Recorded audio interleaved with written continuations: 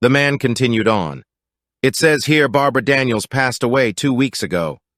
These words tore at the fresh wound John had not yet begun to heal. The boy didn't realize he was crying until the tears hit his jeans. The new jeans. His first pair of new jeans.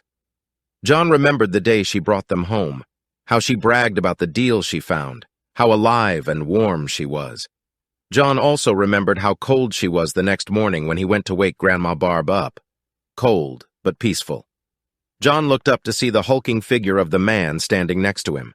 With a dexterity unbecoming for his size, the man pulled 2 tissues from a box on his desk and knelt next to John. Even while kneeling, the boy needed to look up into the slanted brown eyes of this behemoth. But all John could see at this moment were the eyes of his grandmother. Those big brown eyes that were so full of life.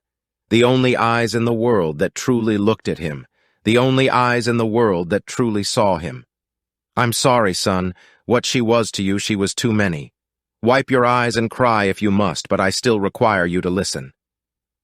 After handing John the tissue, the man resumed his position behind his desk. Picking back up the boy's file again, the man continued to read. The sound of the page turning never felt so meaningful. "It says here, John, that you have lived in 3 different states and that you attended 4 different schools.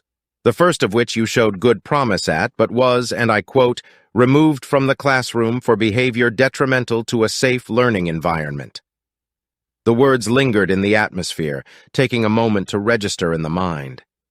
As the man read from John's file, an uncanny feeling emerged, as if those penetrating slanted brown eyes were delving into the depths of his being.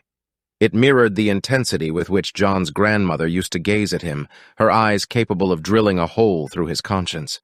With each word uttered, that hole seemed to expand, sinking John into a growing sense of unease.